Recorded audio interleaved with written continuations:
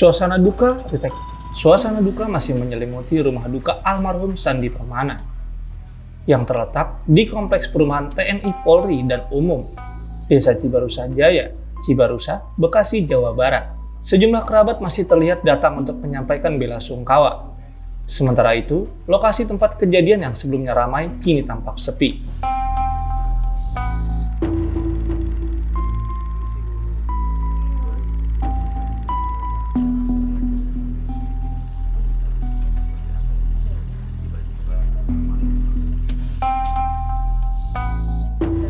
Ade Andriana, istri korban, masih terkejut dan tidak mengira bahwa suaminya tewas mengenaskan dalam tragedi penganiayaan yang terjadi pada Minggu pagi.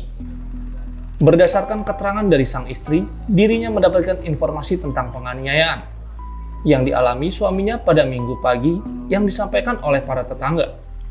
Saat itu korban sudah berada di rumah seorang perawat yang tak jauh dari TKP.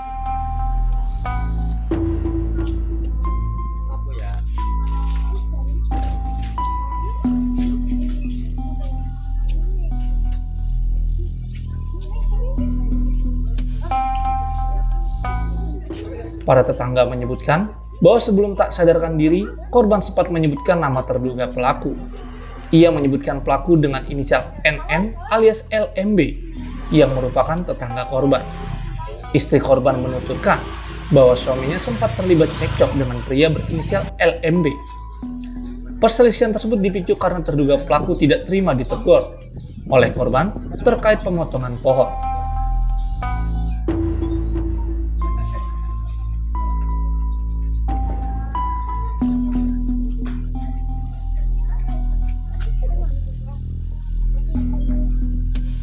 Ade tak menyangka bahwa perselisihan tersebut berujung pada penganiayaan yang mengakibatkan kematian suaminya.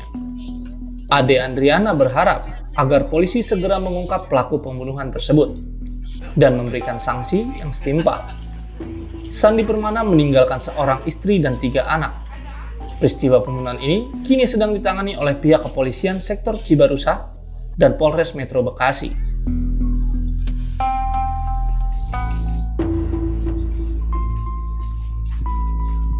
Sekitar jam 7:30 saya dibangunin, saya disuruh siap-siap ke rumah sakit. Ditanya kenapa, suruh ke rumah sakit, dan tetangga bilang Sandi lagi di rumah sakit. Kenapa? Saya bilang enggak kenapa. Ya kenapa? Saya bilang katanya jatuh dan saya mau pergi. Pas saya sampai di luar, saya lihat motor listrik suami saya penuh darah. Saya shock banget, saya pas lihat kenapa ini motornya kok penuh darah. Enggak. Udah ayo buruan ke rumah sakit. Sampai di rumah sakit saya lihat suami saya udah terbaring, itu udah penuh darah, tapi masih sadar. Saya ajak ngobrol, dia respon, saya bilang kuat, sudah punya anak-anak. Iya. Saya mau tanya kenapa begini, siapa pelakunya.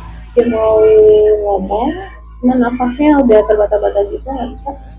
Akhirnya dirujuk ke rumah sakit Umum Cilengsi. Nah pas di perjalanan itu pas menuju rumah sakit Umum Cilengsi, di sini dia ngebusin nafas terakhir. Sampai nyampe rumah sakit Cilengsi itu udah dinyatain udah nggak ada, dibawa ke kamar jenazah. Nah pas di kamar jenazah itu saya lagi tunggu, saya dengar ada salah satu warga saya itu diwawancara sama lagi diinterogasi sama polisi, lagi tanya-tanya kronologisnya. Saya dengar gitu kan, ternyata katanya suami saya itu pagi kan emang biasa suka nganterin makanan ayam ya di belakang di kandang ayam, pulang itu ke rumah karena pulang ke rumah itu karena pas sudah dilihat saya lihat CCTV itu jam 7.20 itu suami saya masih ada pulang ke sini bawa apa yang udah dibeli sama dia. Terus pergi lagi, ternyata kejadian itu jam 7.30 dia ditusuk oleh pelaku. Tapi kata informasi setelah ditusuk oleh pelaku itu dia dengan penuh darah, itu dia masih bisa jalan cari pertolongan. Dia cari pertolongan, yang minta tolong sama warga. Terus sambil dia minta pertolongan, itu dia sambil nyebut nama pelaku. Terus gitu sama pelaku, sampai akhirnya dia mungkin jangan sakit, udah nggak bisa ngomong lagi ya.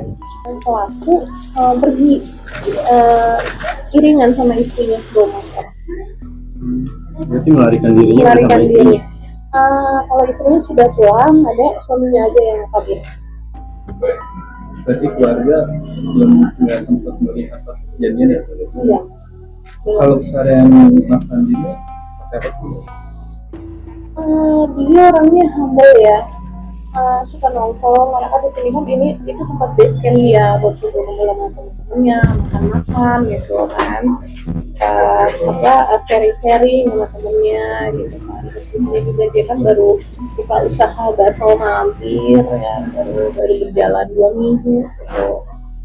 Ya kesehariannya ya gitu, karena apalagi kan sebentar lagi dia rencananya kan akhir Januari ini dia udah syuting lagi. Cuman ya udah nggak ada. Kalau terakhir syuting itu kapan ya? Ya, Terakhir syutingnya? dia terakhir syuting itu di bulan berapa ya? Di 24. 2024 ya? Iya, di FTV. Itu berarti terakhir syutingnya. Iya, terakhir syutingnya. Kan katanya sempat cekcok terlebih dahulu dengan terduga pelaku. Iya, katanya. Itu cekcoknya apa ya, Mbak? Saya kurang tahu, cuman pemikiran saya sih cekcoknya mungkin karena ditegur ya. Katanya sih si pelaku itu lagi mangkas pohon ya, di mangkas pohon. Mungkin suami saya negor, mungkin dia nggak terima, langsung dibakar atau apa gitu. Karena itu juga pernah kejadian di saya. Ada berapa minggu yang lalu, 3 minggu yang lalu, itu saya juga saya naik motor sama anak saya. Dia lagi mangkas pohon. Kayak namanya orang mangkas pohon kan cuma biasa, tapi pas saya lewat langsung kayak emosi gitu. Saya tegur dong, tapi saya sambil jalan karena saya berpikir kalau saya sambil berhenti negur dia, saya takut karena dia bilang sulit, takutnya apa ke anak saya gitu kan. Jadi saya sambil jalan saya tegur pelan-pelan dong, nanti kena saya sama anak saya atau orang lain gimana. Dia melotot.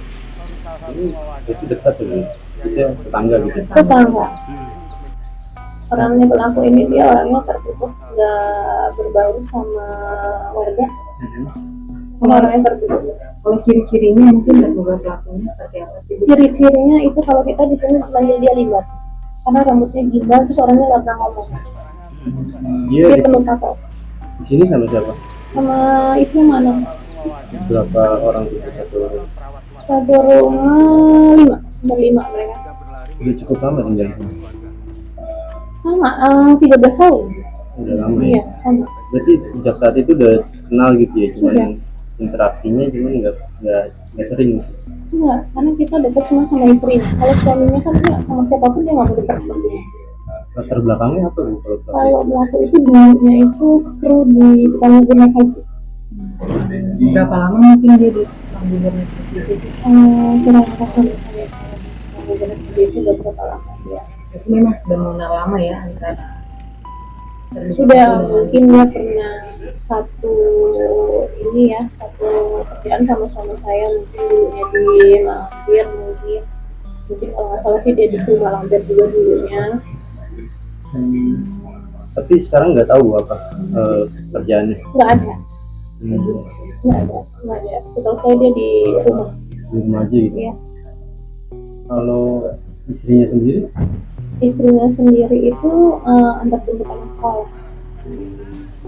Kalau maksudnya sudah dimakan. Ini habis jam 9-an ya, jam 10 jam 11 memang langsung dimakan. Nggak jauh ya biar makamnya. Dekat sini karena itu terus pemakaman perumahan. Digambarin gimana terkait kasus ini apa yang diharapkan dari pihak keluarga? Ya semoga pelaku cepat ditemuin dan diadili, dan ya seberat-beratnya lah ya hukumannya. Ya saya maunya sih nyawa dibayar nyawa, karena dia udah ngerebut ayah dari anak saya.